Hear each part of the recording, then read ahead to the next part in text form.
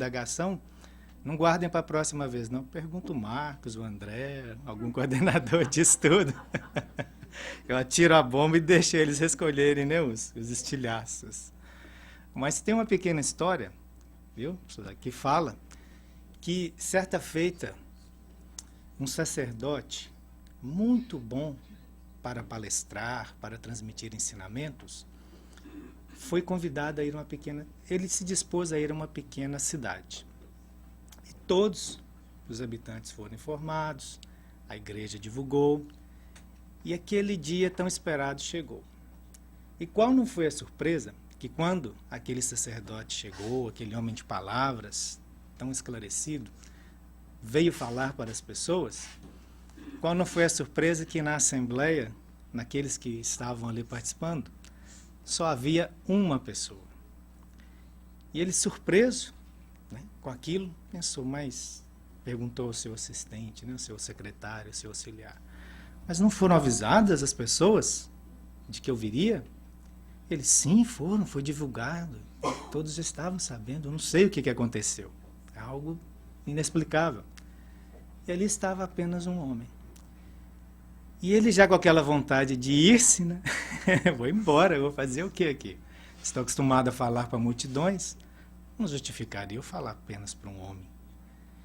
E olhando para aquele homem em si, pensando, meu amigo, e agora? Né? Como se eu estivesse olhando aqui para o Paulinho e não tivesse nenhum de vocês, falei, ei Paulinho, e agora? Né? O que nós vamos fazer? E o Paulinho fosse um daqueles matutos do campo ali, agricultor, acostumado a cuidar do gado, da terra. Ele virava para aquele sacerdote e dissesse assim, oi moço, é mineiro, viu? Se eu tivesse algumas vaquinhas e chamasse elas todas para comer e apenas viesse uma delas, mesmo assim eu ia dar comida para aquela que veio. O sacerdote captou a mensagem, né? Falou, esse homem foi inspirado, né? Paulinho foi inspirado. Então, acho que a minha função aqui agora é falar. E naquela chamada de atenção, na própria consciência, por um homem tão simples, é óbvio que a vaidade, o orgulho ali ficam um pouco que incomodados. Ele falou, agora eu vou falar, mas eu vou falar com vontade, como se estivesse falando para uma multidão. E falou, e falou, e falou, o evangelho ali destrinchou 1h30, aquilo que ele chegou a suar, a transpirar. E já com a voz cansada e tudo, aquele sermão assim que ele pensou, esse foi o maior sermão que eu já dei na minha vida, o melhor de todos.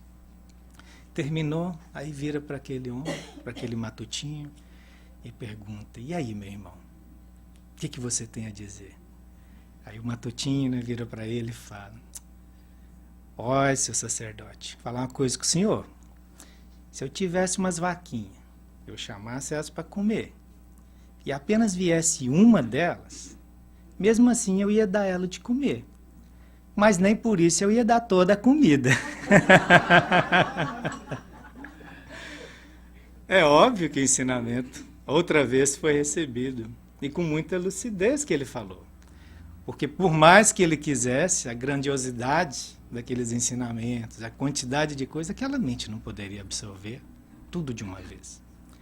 Não que eu não diga que vocês não sejam, mas que a doutrina espírita ela é tão ampla, tão grandiosa. No assunto mediunidade, então, nós temos assim uma infinidade de abordagens que poderiam ser feitas. Então, hoje, eu vou apenas dar um pouquinho de comida, e não que eu esteja designando de vaquinhas, mas de ovelhinhas, ovelhinhas do Senhor, como Jesus bem nos trouxe essa alusão.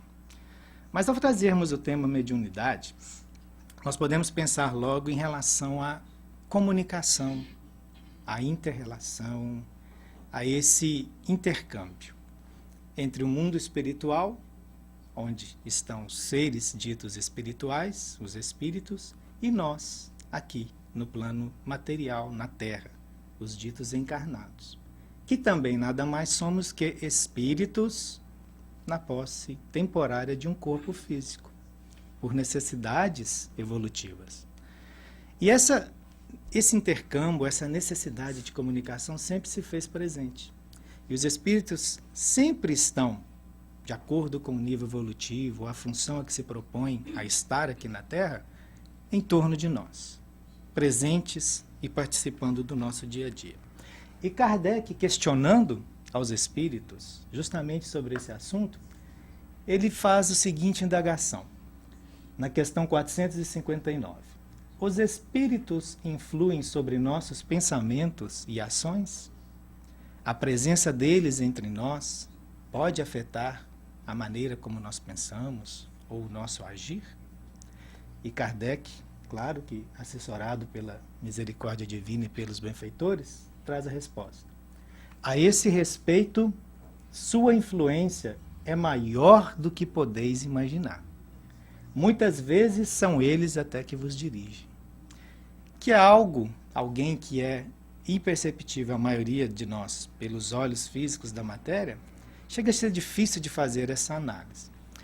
Mas fisicamente, materialmente falando, se nós procurarmos observar, nós vamos ver que existem pessoas que têm um nível de empatia, de simpatia, de carisma, um magnetismo pessoal, uma capacidade de interagir com as pessoas tão forte, tão abundante, que ela chega a abalar grupos, ou menos, ou até multidões. Martin Luther King, por exemplo, nos seus discursos, ele que tinha essa verbosidade, essa capacidade de exteriorizar com palavras, sentimentos que os seres humanos captavam ali, as multidões, nos discursos que ele trazia, ele cativava a todos, impregnava com a sua energia, com seu magnetismo, milhares de pessoas. Se uma pessoa, um encarnado, um ser humano, é capaz de fazer isso, também um ser desencarnado, sem o corpo físico. E os pensamentos nossos e desses seres estão o tempo todo se interagindo. E este anseio dele de se comunicarem-se, muitas das vezes interferindo com os nossos próprios anseios, fazem com que as nossas vontades possam se modificar, com que os nossos desejos possam se alterar, participando às vezes das vontades deles e dos desejos deles. E isso foi desde toda a antiguidade, desde as nossas primeiras experiências evolutivas, desde a primitividade. Porque nesse corpício lindo e maravilhoso que nós temos hoje, que vai se aprimorar, pode ter certeza, vai ficar muito mais bonito. Ele um dia já foi mais peludinho, a pele já foi mais grossa, as narinas muito mais abertas, os cabelos mais longos, né? Bem próximos, vamos dizer assim, dos símios. Alguns museus, algumas instituições, nós vemos ali as características dos homens, né? Das cavernas, tudo. E nós vamos ver que nós já passamos por esse período também. Não podemos ter dúvida disso. E já desde ali na sua primitividade, eles sentem esse anseio, quando ausentes do corpo físico, de continuar comunicando-se com aqueles que estavam próximos deles, os seus grupos, os seus afins. E é nessas primeiras manifestações e desejos de comunicar-se uns com os outros que nós vamos ter um fenômeno denominado mediunismo. E vamos tentar entender um pouco como funciona. Devemos entender o mediunismo como instrumento natural de que o homem dispõe para elevar-se ao plano da mediunidade, transcendendo suas condições primitivas rumo à perfeição. Essa é uma afirmação de Herculano Pires, um filósofo espírita, muito sábio. Emmanuel até chegou a dizer que Herculano foi um dos melhores metros para medir Kardec, ou seja, a mente dele, a capacidade de interpretar os textos, a análise, principalmente filosófica, em bases espíritas, era insuperável, muito acuída mesmo. E aí nos mostra uma coisa, que antes que exerçamos a mediunidade, ou começássemos a praticar a mediunidade, esse intercâmbio que hoje temos, através da psicografia, da psicofonia, quando se fala, psicografia quando se escreve, até mesmo da aparição dos espíritos, materializações, ou da intuição, da inspiração, nós já praticávamos o mediunismo. Então ele traz isso justamente para nós entendermos que as primeiras manifestações, intercâmbios, eram mediunismo, fenômeno denominado mediunismo. E ele traz que era primitivo, oracular, primitivo na época dos nossos irmãos ancestrais. Oracular, quando nos tempos gregos, por exemplo, iam-se as pitonisas, aquelas consulentes para as pessoas saber da vida dos outros ou dela própria, do seu futuro, com quem se casar, como conseguir mais recursos financeiros, todas essas questões que muitos talvez já tenham indagado. Depois veio o bíblico, o mediunismo bíblico, que é justamente a tentativa de estar em conexão com Deus, com os profetas, com aqueles que vieram antes, trazendo mensagens. E depois disso nós começamos, com a chegada de O Livro dos Espíritos, foi o marco, a mediunidade. Saímos daquele processo de mediunismo primitivo, oracular, bíblico, e chegamos à mediunidade, que é um patamar mais acima. Por quê? Já vamos tendo uma conscientização maior do fenômeno, de como ele funciona, de como ele acontece, como manter o controle sobre o fenômeno em si. As comunicações vão se exercendo com mais equilíbrio e com mais lucidez. Então, para nós espíritas é uma responsabilidade muito grande, porque na humanidade nós temos o marco definidor com a chegada do Livro dos Médiuns. A mediunidade e evolução, como traz Martins Peralva nesse livro, é o caminho ascensional para a humanidade, para o espírito imortal. E nos fenômenos de mediunismo bíblico, por exemplo, já algumas afirmações e comportamentos que eles tinham, só mesmo a título de aprendizado, nós tínhamos essa análise que poderíamos fazer. Esse texto do profeta Joel é bem uma afirmação interessante. Olha, nos últimos tempos, diz o Senhor, espalharei do meu espírito sobre toda a carne. Vossas filhas e filhas profetizarão. Vossos jovens terão visões e vossos velhos terão sonhos. Naqueles dias espalharei meu espírito sobre meus servos e servas, e eles profetizarão. Já aí nós percebemos que a comunicação com o mundo espiritual já era bastante exercida, já era bastante praticada. Entendendo aqui profetizar, não naquele sentido de adivinhar, de adivinhação, mas no sentido de comunicar-se, de entrar em contato. E quando fala derramar sobre toda a carne, é trazer para toda a humanidade, para todos aqueles que estavam aqui e que estarão encarnados, para título de instrução. E essa característica que nós vemos das comunicações e dos hábitos que eles já tinham naquela época, aqui está uma delas, de estar sempre em conexão com o mundo espiritual, buscando essa conexão. Esse sacerdote da época, uma das características deles, um dos tipos de sacerdotes que se havia, né, era carregar no peito o que nós chamamos o urim e o tumim, que eram duas pedras que nós vemos aqui laterais, com mais este quadrado de pedras também. São 12 pedras simbolizando as 12 tribos de Israel. Então, quando eles tinham algum questionamento em alguma questão complicada, que eles precisavam de uma resposta para saber se Deus estava de acordo ou não com o que iria se fazer, eles faziam como que um jogo com isso, como que atirar a sorte. Bem parecido como nós conhecemos os jogos de búzio, que a pessoa pega as conchas, joga e de acordo com a maneira como elas se dispõem, as informações vão sendo trazidas, né? Mas aí eles já faziam isso. Então, vamos entrar em guerra com tal povo, né? O senhor aconselha ou não? No caso, eles acreditavam estar em conexão direta com Deus. E julgando-se as pedras ali da maneira como se caía, vinham sim ou vinham não. E aí começavam-se outras questões diversas. Mas nós vamos ver que já naquela época, já se havia esse tipo de trabalhos, de atividades, buscando a conexão com Deus. E é curioso, só voltando rapidinho ali, que nós vemos como que as coisas andam bem em sintonia, bem paralelas umas com as outras. Algo assim acontecendo na região da Palestina, de Israel, hoje, que nós podemos dizer, né? E nós vamos ver que nossos irmãos afros, descendentes nas tribos já africanas, traziam jogos parecidos, né? No Brasil, hoje, nós temos os jogos de búzios, todas essas características bem similares com o que nós vemos. Mas quando se fala de mediunidade e de médiuns, a autoridade no assunto é Allan Kardec. Não existe outro. Não tem dicionário que melhor defina o termo ou que seja o médium ou a mediunidade. Por quê? Porque os espíritos que trazem para ele o esclarecimento sobre este tema.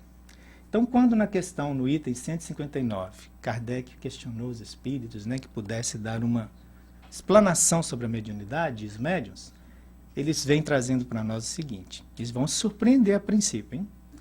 Todo aquele que sente, num grau qualquer, a influência dos espíritos é por esse fato médio.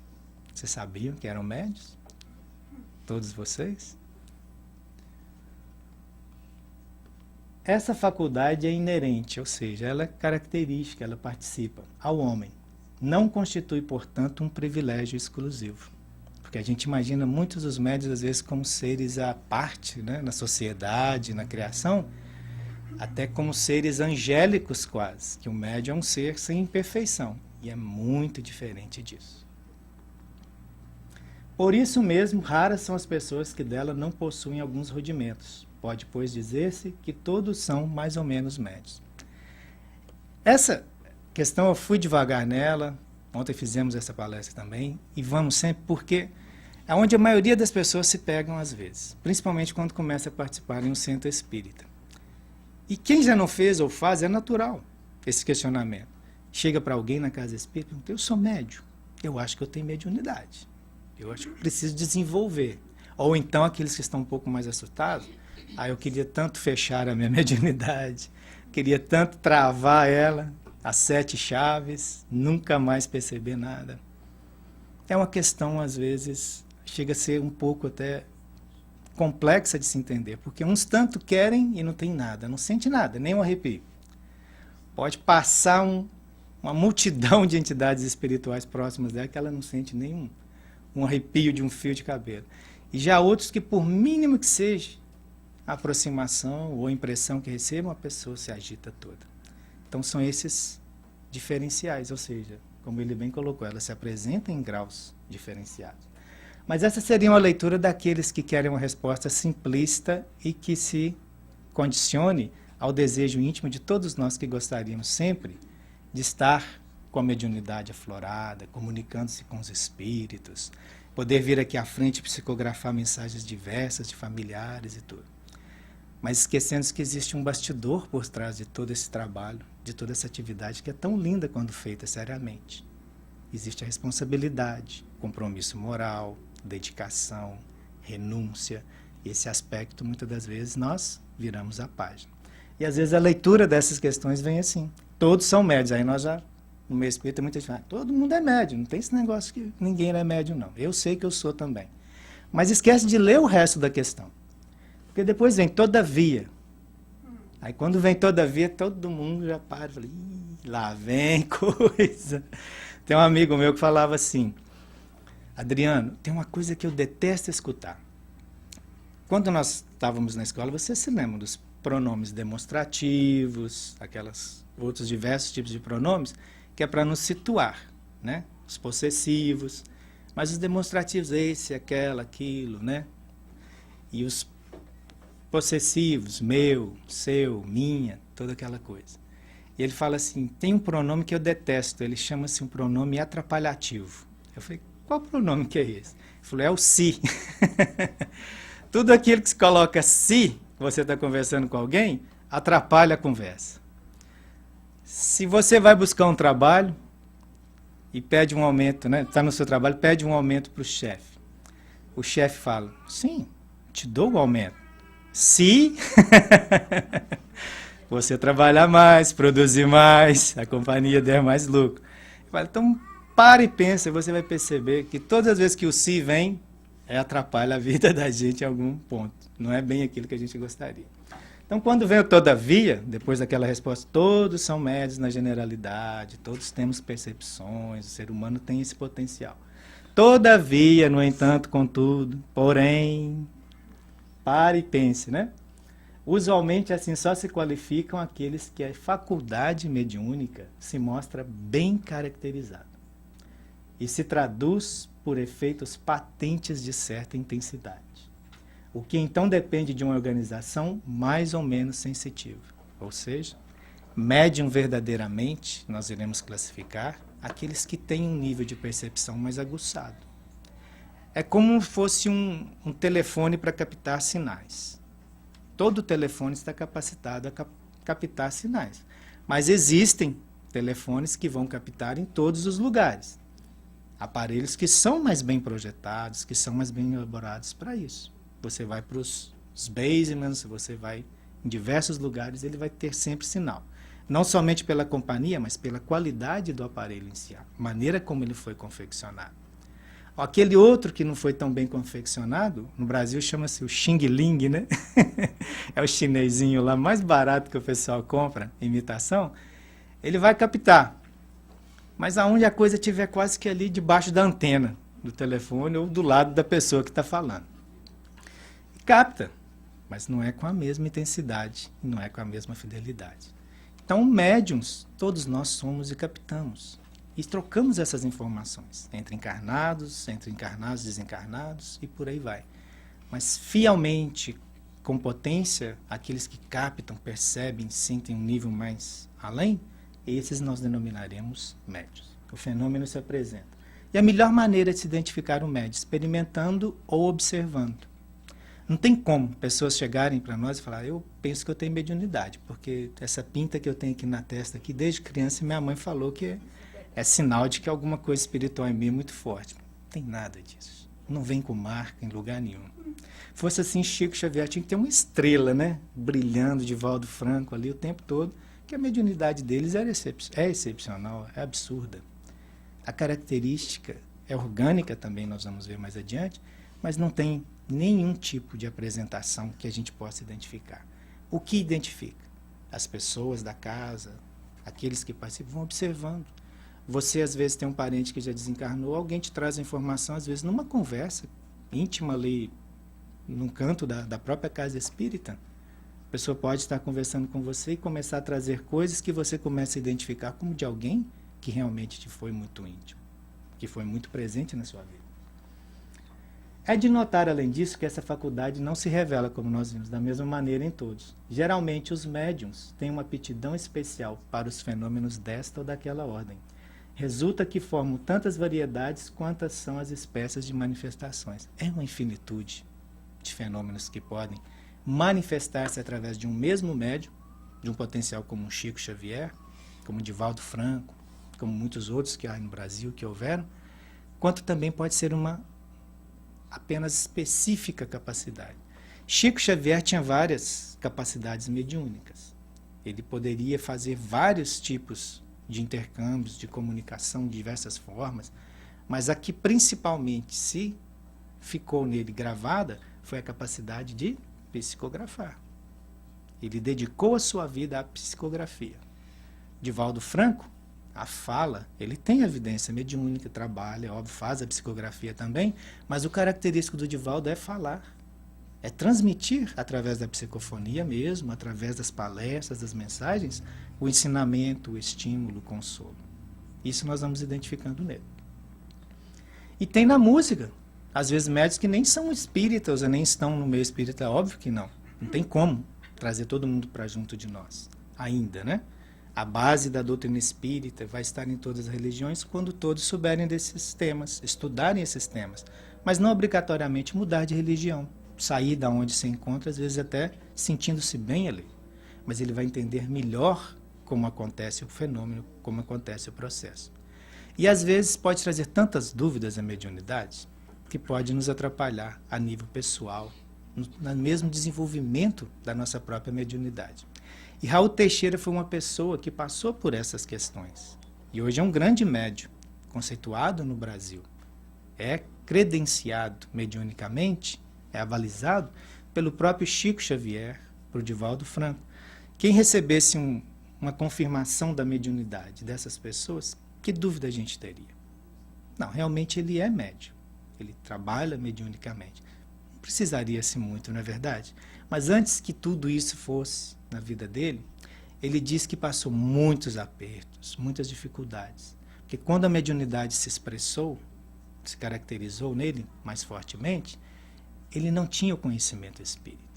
Uma das situações que aconteceram com ele, a título de exemplo, ele criança, costumava sair, muito pequeno, 3 anos de idade, e abraçar um senhor que havia de frente à casa dele, o seu José. Todas as vezes ele até brinca, falou, qual vez que o pretinho saía todo escovadinho, arrumadinho, que era ele, o seu José parava do outro lado, abria os braços e ele ia correndo para abraçar o neguinho. Raul Teixeira falando. E aí ele disse que todas as vezes, sempre aquilo acontecendo, criou esse vínculo de afeto. E certo dia o seu José não mais apareceu para abraçá-lo. Ele criança, as pessoas não lhe explicaram nada, que era um tabu falar-se de morte naquela época. Ele seguiu a vida. E certo dia, na casa dele, ele disse que a mãe sempre recebia as pessoas para conversas, a mãe católica, e a mãe também possuía evidência mediúnica. Então, quando ele às vezes falava que percebia uma ou outra pessoa, algum ser na casa, ela falava, são os nossos irmãos de luz, são os nossos irmãos de Deus, e algo assim. Mas ela também não tinha entendimento espírita, para saber o que realmente ali acontecia. E esse senhor José apareceu para a roupa, atravessando a parede, e ele, criança, saiu para abraçá-lo. E a mãe, percebendo, correu e segurou o Raul. Atirou-se e segurou para que ele não se chocasse com a parede. E ele ficou, mamãe, mas o que foi? Ela falou, não, meu filho, deixa eu explicar. O senhor José já agora está perto do papai do céu. Ele não está mais entre nós, ele não tem o corpo. Então você não pode abraçá-lo como antes. Aí ele entendeu um pouco melhor. Mas verdadeiramente ele só foi entender as manifestações quando entrou no Espiritismo. E ele disse que se questionava muito, muito racional, muito lúcido, um homem estudioso, de que aquilo podia ser coisas da mente dele, criações da mente dele, que é natural. O fenômeno mediúnico ele é muito sutil, ele é muito difícil de se identificar. Porque se eu fecho os olhos aqui, começo a falar num tom diferente, palavras que possam motivar, possam consolar, possam instruir, vocês, na grande maioria, não me conhecendo, é óbvio, vão trazer aquela indagação íntima. Mas se ele quisesse falar tudo isso daí, como ele já faz as palestras, estudos bastante, poderia falar. Um psicólogo é manifestação do inconsciente. E o Raul passava por isso, porque quanto mais ele estudava, mais ele se criticava. Imaginem. E certo dia, numa reunião com o Divaldo Franco, no grupo, no Remanso, onde eles frequentam lá em Salvador, Mansão do Caminho. Obrigado. Estão estudando, hein? Ele disse que algumas entidades espirituais se aproximaram dele. E ele, imaginando que aquilo, as sugestões dos pensamentos que vinham, era coisas da cabeça dele, ele se recusou a fazer a comunicação ou a interpretação através da psicografia que ele se propunha. E terminada a reunião, Divaldo, muito amigo já dele naquela época, saíram. E conversando ali, informalmente, como dois amigos, depois de uma atividade, Divaldo lhe questiona, Raul, por que você não permitiu que os nossos irmãos se comunicassem por meio de você? E ele já se assustou um pouco, né? Falando, Divaldo, eu pensei que fosse algo que a minha cabeça estivesse gerando, pelo ambiente, você ali perto e tantas pessoas que a gente sabe que são sérias. Eu não acreditei que fosse meu, porque era muito forte os pensamentos e tudo. Ele já é estudioso do Espiritismo, imagina o que a dúvida não faz. E Divaldo deu uma lição para ele que ele fala, foi um marco definidor da mediunidade entre entregar-se ou não na vida dele. Divaldo relata que certa vez ele estava no quarto dele, fazendo as suas atividades mediúnicas normais.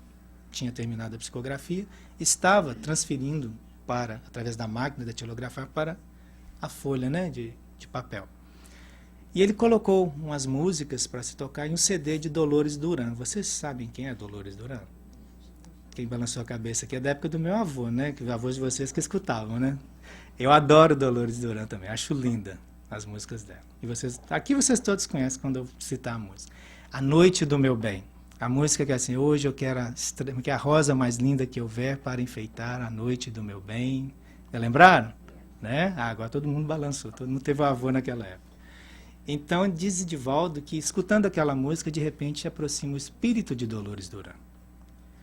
E ela se aproximando, ele naquela alegria de recebê-la, minha irmã, que satisfação tê-la, eu te admiro tanto, acho as canções tão lindas. Ela, pois é, Divaldo, hoje elas tocam, principalmente essa, muitos corações, mas nem sempre foi assim. Essa música eu fiz em homenagem a um grande amor da minha vida. E quando ele se foi, quando ele morreu, eu fiquei muito triste. Perdi realmente o meu chão, a minha referência de estar aqui na Terra. E a bebida, os envolvimentos, né, com alcoólicos e tudo a que ela se dedicou, foram degradando a pessoa dela, moral e fisicamente. E certo dia ela em um bar, onde aquela dor da saudade já estava lhe arrebentando o peito, diz ela percebe que chega o amado, o tão querido que se foi, em espírito. E se aproximando dela, ela diz, deve ser efeito dos alcoólicos. Estou tendo uma alucinação. E ele diz que não, que era ele se apresentando espiritualmente para que ela entendesse que ele estava bem, feliz, sentia saudades, mas que estava bem e querendo o bem dela por muito amá-la, que ela se cuidasse melhor em respeito ao amor que ambos nutriam ainda um pelo outro. E que em homenagem ao amor que eles tanto cultivaram, ele gostaria de dedicar uma canção a ela e à humanidade, em homenagem ao amor como um todo. E ela, mas como posso fazer? Ele escreva. E ela, mas eu não tenho papel nem lápis. Ele, use o que você tiver. E ela lembrou-se que tinha um batom, pegou um guardanapo do bar e começou a escrever a letra da música e ele ditando. Foi aonde saiu essa letra tão maravilhosa, né?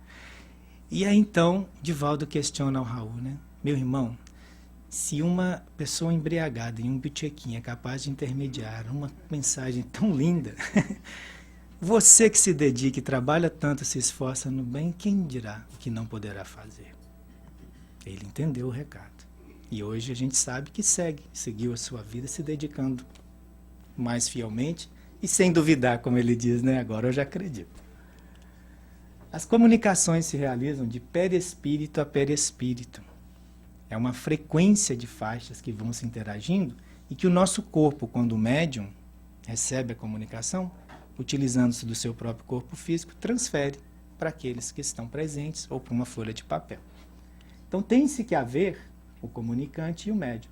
Então André Luiz nos fala que nesse processo de sintonia, de interação de ondas, né, de faixas, tem que ter uma vontade de apelo, que seria daquele que está querendo se comunicar, e uma vontade de resposta. Porque como somos espíritos com corpos espirituais, no plano espiritual interagimos mais proximamente. Mas quando eu ainda possuo um corpo físico, eu posso transmitir aquela informação para o corpo físico e transmitir também sensações para aquele espírito, energias, que vão lhe aliviar muitas das vezes o próprio sofrimento de estar ausente da matéria. E é onde eles sentem, às vezes, tanta saudade, tanta vontade de estar ainda envolvidos pela matéria, pelo corpo, que simplesmente aproximando-se do médium e entrando em sintonia com ele, eles já se sentem melhor. E se o médium moralmente é de boa conduta, a pessoa tem bons pensamentos, age no bem, procura fazer o melhor possível, ela mantém uma frequência vibratória, um campo de energias de elevada intensidade em torno dela. Quando esse ser se conecta, se aproxima, ele se sente melhor. Ele se sente mais refeito. É onde muitas reuniões, às vezes, nem precisa que o espírito se comunica. Os benfeitores nos trazem. A aproximação do médium já é suficiente. Ele sente aquele alívio e já pode retornar ao seu tratamento. Então, por isso que muitas pessoas questionam, mas eu sinto que às vezes vem algo e quase que fala e não fala. É porque o que precisava acontecer já aconteceu. É quase que aquele momento em que você olha alguém que está num momento de dor e de aflição tão grande, que a pessoa não tem mais condições nem de falar, exteriorizar novamente a dor que ela sente. Já se sentiram assim? Ou alguém vocês já perceberam algum dia? Que é tanta dor, principalmente com a morte de alguma pessoa muito querida. Se a pessoa começa a falar, parece que sobe aquele nó, assim, né, tampa a garganta todinha, uma angústia, e a pessoa não consegue. E às vezes um amigo, uma pessoa muito querida, se aproxima e dá apenas um abraço, aconchega, a pessoa se sente bem, se refaz. Assim nós fazemos também com os nossos irmãos espirituais. E a base de fundamento, né, material para a mediunidade trabalhar-se no ser humano, conexão principal que nós temos, é nessa glândula que nós possuímos no interior do nosso cérebro, a glândula pineal. O Dr. Sérgio Felipe e muitos médicos espíritas têm estudado ela, e quando eles fazem a dissecação dos cadáveres, né, porque vivo a coisa complica, eles percebem que muitas delas estão cristalizadas. E, incrivelmente, quando nós percebemos os cristais que eles se formam, que são de apatitas, são excelentes receptores de campos eletromagnéticos. Seriam como que nós tivéssemos hoje esses telefones celulares, isso aqui não é um telefone, né? Poderia ser. Mas não antigamente, alguns tempos atrás, alguns dias, né? Você se lembra que os telefones a gente tinha que estar tirando a antena assim, que dava até vergonha para a gente conversar aqui, a antena ficava esbarrando no teto? Era a dificuldade que eles tinham de captar o sinal. A evolução do mercado, o progresso científico, criou-se antenas de material que nós chamamos de cristais, principalmente quartzo, que eles sintonizam melhor as frequências, captam melhor essas frequências. Então não precisam mais daquele metal, aquela haste absurda. E nós temos essa característica dentro do nosso cérebro, da nossa cabeça, uma antena ligada praticamente o tempo todo. E é onde umas pessoas vão ter mais facilidade, pela capacidade orgânica mesmo, e outras nem tanto. E André Luiz, no livro Mensageiros, Missionários da Luz, o espírito Alexandre faz essa afirmação, que chama-se a glândula epífise ou pineal. Analisemos a epífise como a glândula da vida espiritual do homem. Segregando energias psíquicas, a glândula pineal conserva ascendência em todo o sistema endócrino. Todo o sistema de glândulas que nós possuímos para gerar hormônios no nosso corpo, ela praticamente domina. Aí uma pessoa, certo dia no centro, fez a pergunta, mas então se tirar a glândula pineal, a mediunidade vai embora? Fica fácil de resolver, né? Não, não é bem assim. Quando se tem que trabalhar, quando aquela tarefa está para ser exercida, não tem como. Nós fizemos o compromisso. Nós podemos dedicar, direcioná-la num outro aspecto que seja fora as reuniões. Ao invés de eu trabalhar mediunicamente através da psicofonia, que é a fala, ou da psicografia, ou do passe, eu posso ir visitar asilos, creches, fazer trabalhos assistenciais. Mas eu tenho que direcionar essa energia em algum setor. Mas a glândula, só fechando a pergunta, né? Não se preocupe, é como um órgão do nosso corpo. Se um pulmão falha ou é retirado, ou um rim, o outro órgão cumpre a função. A pineal não tem outro órgão igual, mas no nosso cérebro, as partes que existem se relacionam. Então, outra seção do nosso cérebro vai cumprir essa função, tá bom? E o Chico, olha que nos fala, que lindo. Nunca nos cansaremos de repetir que a mediunidade é sintonia.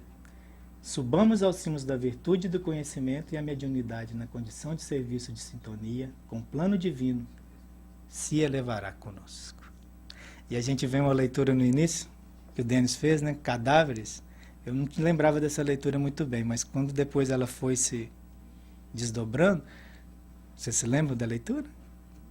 A mediunidade acabou, né? Eu tirei vocês da mediunidade e a sintonia foi embora. O todavia matou a conexão. Não. Vou lembrar um pouquinho para vocês. Ele fala que os abutres procuram os cadáveres porque é aquilo que eles sintonizam com aquelas vibrações. E que nós, nos nossos pensamentos, podemos ser como cadáveres, cultivar cadáveres da tristeza, da revolta, da mágoa. E os abutres, né, essas energias, os obsessores, aqueles espíritos que se alimentam dessas energias, vão se conectar conosco. A parte que nós se alimentarmos coisas boas, os benfeitores vão estar mais ao nosso lado. Então essa afirmação de Chico é muito linda e mais do que verdadeira. E um homem que sempre procurou trabalhar na sua vida a mediunidade, principalmente mais próximo de Jesus, seguindo os ensinamentos do Cristo, de Kardec, com muita fidelidade, foi esse companheiro aqui, Peixotinho. Muitos talvez já o tenham conhecido, lido por ele, né, algo sobre ele. Ele nasceu no Ceará em 1º de fevereiro de 1905. Os fenômenos que aconteciam mediunicamente através desse homem eram impressionantes.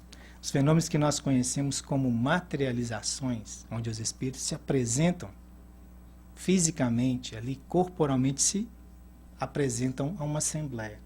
Seria como se nós estivéssemos todos aqui, apagassem-se as luzes, e algum médium aqui estivesse, se caso o Peixotinho aqui estivesse, e o espírito se apresentasse com luminosidade e capacidade de ser identificado por todos. Então nós podemos dizer que é algo bem impressionante, não é verdade? E Chico Xavier, avalizando esse fenômeno, certificando uma dessas aparições, principalmente, da irmã Josefa, querido espírita Josefa, que ele tem até algumas mensagens que trazem alguns dos seus livros, com a nossa irmã Otília. Aí está o espírito no meio dos dois. Teve que ser preparado, é óbvio, um momento para que a luz da câmera, que naquela época não era nem um flash, né, era uma explosão, não danificasse o ectoplasma, que é a substância que se exterioriza do médium, fluido, para formar-se o corpo físico que o espírito se manifesta ali, se apresenta. Aí muitos falam assim, mas se eu pegar uma pessoa e jogar um lençol branco em cima, faz dar o mesmo efeito, né? Poderia até ser. Mas se não tivesse o Chico, nem a dona, principalmente o Chico, vamos dizer, do lado, e depois escrevendo uma carta certificando a veracidade do fenômeno. Porque o Chico, como nós conhecemos, jamais se disporia a fazer algo dessa maneira e desse teor. A seriedade dele é absurda. Mas para aqueles que vão um pouco mais além, olham aqui, ó, uma foto dela quando ainda encarnada, e depois quando se foi formando, né, e puderam perceber melhor os detalhes por detrás do véu. Olha quanto é similar a aparência entre os dois. E muitos, quando lembram de Peixotinho, caracterizam Peixotinho mais por isso. Era um médio de materializações. Os fenômenos que aconteciam nas reuniões que eles participavam eram impressionantes. Um espírito que muitos conhecem também, denominado Sheila, ela aparecia nas reuniões onde eles realizavam, principalmente visando os tratamentos espirituais de doenças que naquela época não possuíam cura, que não tinham recursos para se tratar. O espírito aparecia para as pessoas, sentava-se ali e cuidava das pessoas. Como outros, Bezerra de Menezes. Eles citam uma reunião em que um benfeitor espiritual de altíssima hierarquia de nosso lar, o nosso irmão Clarencio, aqueles que leram Nosso Lar, sabe que é o ministro, é um dos administradores de Nosso Lar, é um espírito de elevadíssima hierarquia. Ele aparece nessas reuniões de improviso, nas casas de Peixotinho, no grupo Irmão Pedro. E os espíritos em si ali participando da reunião se agitam um pouco, assim, ministro, o senhor aqui, mas que glória, que maravilha, que honra recebê-lo aqui. E depois que Clarencio participa com eles, durante 15 minutos traz uma palestra de ensinamentos, ele vai-se embora. Um dos espíritos que ali participava, que se chamava José Grosso, um dos assistentes, que foi assistido por esse grupo também, no seu início, né, de trabalhos espirituais, ele fala para as pessoas: olha, pessoal, não se empolguem não, viu? Porque o que vocês tiveram aqui hoje, talvez nem quando vocês estiverem do lado de cá vão ter chance de ver de novo. Porque o ministro, a gente não tem contato com ele assim tão fácil. É muito raro. E depois questionados, mas como que ele veio assim, sem avisar, sem nada, nós nem nos preparamos? Ele falou: porque o ambiente estava capacitado a recebê-lo. Ele havia sido agendado, programado a ir em outro local. Quando a espiritualidade, fazendo uma análise do ambiente, percebeu que ele não poderia participar, que não seria saudável para ele, digamos, as energias do espírito podem cobrir qualquer dificuldade nossa. Mas as entidades espirituais, os benfeitores, as equipes de trabalho, quando esses espíritos vêm à Terra, eles higienizam o ambiente. Eles procuram deixar... Quando nós vamos receber uma visita, como é que a gente faz? A nossa casa, às vezes, a gente até pinta, né? A minha esposa fala assim: eu queria que minha sogra viesse aqui todo ano, porque quando ela vem, você pinta a casa, arruma tudo, e tudo que eu falo você aceita e não reclama de nada. Então a gente é assim mesmo. Um familiar vem, a gente está varrendo tudo, limpando, areando as vasilhas. Se tem vasilha de cobre, a minha vizinha era boleira, fazia bolos. Aí vinham os familiares dela, mais de recursos do Brasil. Ela estava lá só que areava as panelas de cobre, mas ficou lindo. O olho até fechava. Eu falei: nossa, ficou bonito isso daí, hein? Ela falou: tá vindo uns parentes meus do Brasil, eu não quero ficar por baixo não, quando eles olharem, quer que morra de inveja. Que é bonito ter vasilhas de cobre bem cuidadas, não é verdade? De penduradas na parede. Então o que? A espiritualidade também. Os trabalhadores de um centro espírita no plano espiritual, eles querem assear a casa o máximo possível, não querem papéis julgados, coisas assim que nós fôssemos receber de Valdo, ver toda a casa. Não, vamos limpar com mais carinho, vamos cuidar com mais carinho. Não que não seja no dia a dia, viu, gente? É ótimo, é excelente o trabalho aqui. Mas a gente vai mais além, esse é o ponto. Então ele não pôde ir naquele local. Eles não conseguiram manter. E eles foram levá-lo ao Grupo Pedro. Olha que glória para um grupo, né? Que maravilha. Mas o fenômeno maior que Peixotinho produziu foi ser um pai de família exemplar. A mediunidade dele, no seu dia a dia, na sua vida, foi a mediunidade que se expressou através do exemplo de ser pai, de ser amigo, de ser companheiro, de ser cristão. Uma de suas filhas, Alcione Peixoto, que ele teve 7 filhas e um filho. Na verdade, 8 filhas, mas uma desencarnou com mais ou menos 2, 3 anos de idade. Primeira filha, Araci. E essa acabou se tornando a principal mentora e protetora do pai. Porque o pai, ainda no início das suas atividades mediúnicas, às vezes tinha uma queda para ir aos bares, querer tomar uma cerveja, porque a ausência da filha lhe trouxe uma dor no coração tremenda, mesmo sendo médium, tendo já o conhecimento espírita. E a filha lhe aparecia na porta do bar e dizia: não, papai, não, volte para casa. Ele tentava acender um cigarro e falava: não, papai, não faça isso. E qual pai que não se rende aos pedidos de uma filha, ainda mais com tanto amor? E essa família se formou em bases evangélicas tão linda que serve para nós de exemplo. Dona Baby, que era sua esposa, era fiel protetora do ambiente em termos vibratórios, era zeladora que as filhas trazem. Alcione Peixoto, em uma carta, ela relata que minha mãe cuidava de meu pai com uma fidelidade absurda, quase poderíamos dizer canina, porque acontecia-se, às vezes, das pessoas chegarem para conversar com o Peixotinho, e como os fenômenos como aqueles que nós vimos se produziam assim à luz do dia, e praticamente as pessoas tinham tão facilmente próximas dela, que acabam querendo exaltar a figura do médium, que não é beneficial, não ajuda, para envaidecê-lo não. Então alguns começavam: Peixotinho, você é o maior médium do Brasil, mas sua mediunidade é uma coisa absurda, é maravilhosa. E Dona Baby tirava o avental, terminava rapidinho o que estava fazendo, chegava lá e falava: é isso aí, muito bom. Ele não é o maior médium do Brasil não, fala para ele que ele é o maior médium do mundo. Diz para ele isso, vai falando. Depois você pega uma redoma de vidro, coloca assim, põe ele dentro e vai adorando ele. Vai falando tudo isso, chama as pessoas e vai fazendo isso. E quando ele cair, aí vocês tiram ele e colocam em outro. Peixotinho, ciente, consciente da sua atividade, abaixava a cabeça e deixava a briga para a esposa. Ele não participava muito dessas questões. Mas ela falava com amor, falava com afeto para educar. A porta da casa deles não se fechava, porque os necessitados iam e vinham dia e noite, o tempo todo. Então já não tinha como mais fechar a porta da casa. As pessoas, quando não tinham condições de cuidar dos seus enfermos, deixavam a porta da casa abandonados e eles os recolhiam para dentro de casa. Nina Peixoto, uma das filhas, traz que não sabe contar, perdeu o número de quantas vezes, dormindo as crianças, ainda as meninas ali, o menino, chegava a mãe, os despertava e dizia: vá para a sala, porque um nosso irmão mais necessitado precisa utilizar a sua cama. Uma pessoa doente, uma pessoa enferma, em tratamento, já ali na casa, precisava de utilizar aquele leito. E a filha disse que só olhava para a mãe e dizia: posso levar o travesseiro? E diz que quando a mãe permitia, que às vezes também não deixava, e já era ótimo, né? Porque a criança deitou no travesseiro, se vira, resolve ali no chão. E nós paramos e pensamos, talvez, se no nosso dia a dia a mediunidade talvez viesse na nossa vida familiar com tanta ostensividade, será que nós teríamos condições para presenciar fenômenos lindos como esse, a presença de um Clarencio, a manifestação de uma irmã Josefa, de uma irmã Sheila, benfeitor Bezerra de Menezes, Emmanuel e outros mais, para ter acesso, né, a essas entidades luminíferas? Será que nós estaríamos também dispostos a abrir nossos corações e nossa casa para os necessitados, para os mais carentes?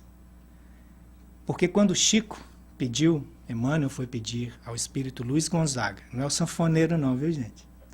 É um espírito benfeitor que trabalhou na França, um excelente homem, uma pessoa de moral absurda, um homem muito caridoso.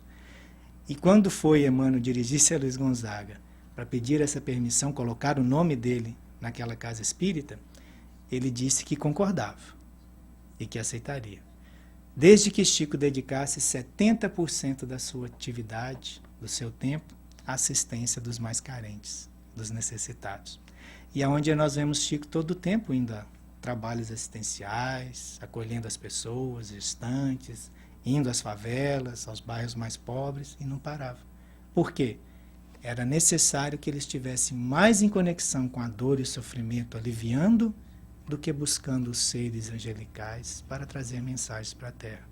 Porque o exemplo, como o Peixotinho trazia muito para a sua família, o exemplo realmente é o que vai cativar as pessoas, não o que nós falamos. E tanto era o carinho da espiritualidade com eles, que quando a espiritualidade ali estava presente, cuidava também das filhas de Peixotim. Este espírito José Grosso, por exemplo, ele foi atendido pelo grupo Pedro e logo se dispôs a trabalhar. Queria trabalhar de qualquer jeito, um espírito disposto a servir. Então, como eles não tinham muita atividade ainda para ele, porque estava iniciando, Peixotinho falou com ele, tá bom, você quer trabalhar? Quero. Então, vai cuidar das minhas meninas. Você vai ficar de olho nas minhas meninas. E nos meus meninos, nos meus filhos, né? Porque eu tenho que estar cuidando dos necessitados. E o espírito cuidava. As meninas falam que elas aprontavam na rua, muitas das vezes, porque dentro de casa, principalmente, o pai e a mãe eram rigorosíssimos para manter o teor vibratório. E diz que quando elas voltavam, o pai já sabia de tudo. O José Grosso já tinha delatado todas elas. Então, quando elas já ficaram sabendo que era ele quem falava, elas chegavam e falavam, o fofoqueiro já passou por aqui? E o pai falava, fofoqueiro não, respeitem-no. É o nosso irmão que quer muito bem a todos nós e a vocês, que os ama muito. E ele está apenas cuidando de vocês. É um amigo, merece respeito. E elas dizem que foram crescendo e foram entendendo melhor, que hoje amam esse espírito de paixão. José Grosso também teve os seus méritos com essa família. Muitas das vezes acontecia, na hora da comida, Nina fala que era muito fominha, aquela comilona, né? E que a mãe ia fazer a comida e o feijão ela ficava de olho. E começava a chegar gente. E a mãe, senta fulano, vamos comer. E ela pensava, né? Mas agora, se 10, 11 já estava apertado o feijão, né? Com 20 aqui agora não vai me sobrar nada, né? E falava, mamãe, mas só tem certeza que esse feijão vai dar para todo mundo? E a mãe, sim, minha filha, vai. Ah, então põe água, né? Rende esse caldo aí. Ela não precisa, todos vão comer, todos vamos ficar satisfeitos. E ela disse que não entendia na sua análise de criança como que todos que ali chegavam necessitados, carentes de uma palavra, quem quer que fosse, se alimentava na mesma hora que todos eles, junto com a família, compartilhavam aquele alimento e era suficientemente abundante para todos. Não faltava nada para ninguém. E quando ela perguntava para a mãe, mas mamãe, como pode ter dado para tanta gente tão pouca comida? E ela, mãe, falava, minha filha, são os milagres, né, do amor, são as transformações que o amor é capaz de trazer. Jesus multiplicou pães e peixes por amor aos necessitados. Nós, quando queremos também trabalhar no bem, podemos fazer o mesmo, multiplicar bênçãos o tempo todo. E fechando o nosso dia, a nossa manhã, Nina traz que uma das curas, vamos assim dizer, dos tratamentos que mais lhe marcou enquanto pôde compartilhar com o pai, foi o processo de uma jovem chamada Leda. Essa jovem foi levada pelos pais para ser tratada de uma lepra, da condição de lepra. E naquela época não havia tratamento. Então as pessoas que ali participavam ficaram impressionadas. Disseram, se caso ela se curar dessa lepra, tudo é possível realmente. Mas outras coisas já mais absurdas já haviam acontecido. E quando aquela jovem, muito bela, foi levada, mas já na degenerescência da lepra, para ser tratada, filha de um casal de posses, estudante de medicina, a reunião em que ela se apresentou foi uma dessas reuniões, onde que os espíritos se materializavam. E o espírito que sentou-se para conversar com ela foi o espírito Sheila. E assim como uma amiga que atende uma outra pessoa carente, necessitada de ouvir e de ser consolada, conversou com ela por um bom tempo. E ela chorou copiosamente e no término da reunião disse àqueles que ali assistiam, eu até agora vinha com o pensamento fixo em me suicidar. E a partir de hoje eu já modifiquei essa ideia. Não o farei mais. Não tinha esperanças. Mas Sheila me mostrou que agora o resgate na carne é um débito passado. Que é uma responsabilidade que eu mesmo cativei. E quero viver até quando Deus o permitir. E assim o farei. Pediu aos pais que construíssem um pequeno reservado, uma casinha no fundo da casa deles, para que ela pudesse lá ficar. E eles davam-lhe a comida por baixo da porta, para não ter contato, para não haver a transmissão. E ali isolada, só praticamente, recebia de Peixotinho palavras, mensagens, livros, do grupo espírita, da família de Peixotinho, de todos aqueles amigos, estímulo para continuar vivendo. E Nina diz que certo dia o pai pega o telefone e quando atende é Leda, chamando para ele. Diz, Peixotinho, hoje eu estou mais feliz do que nunca. E ele diz, por que, minha irmã? Por que, Ledinha? Ele já chamava de Ledinha. Porque hoje eu percebi que eu já não posso mais enxergar. Porque quando amanheceu eu senti o calor dos raios de sol sobre algumas partes que ainda têm percepções no meu corpo sensitiva, mas eu não percebi a luz. Eu estou cega. A princípio eu chorei. Mas depois questionando a Sheila, que era o espírito que havia, que a amiga tão próxima se tornou e tão confidente, e que está sempre aqui do meu lado, por que de perder a visão já diante de tanta dor e tanto sofrimento? E ela me disse que a misericórdia do Pai, porque eu já estou chegando no limiar do meu resgate. E por misericórdia Deus não permitiu que eu visse a degenerescência do meu corpo. E poucos dias depois ela desencarnou, mas feliz, consciente de que havia estabelecido um resgate. E Peixotinho também deu como cumprida a sua parte naquele trabalho, naquela atividade. Pois é assim, meus irmãos, mais do que materializar espíritos, nós podemos materializar bênçãos de amor, de consolo, ser médiuns da vida, ser médiuns da palavra, do estímulo, do bem e do querer viver sempre a vida, nas bases e no desejo de estar sempre disposto a servir a Deus e ao nosso próximo sempre. Que Deus nos abençoe.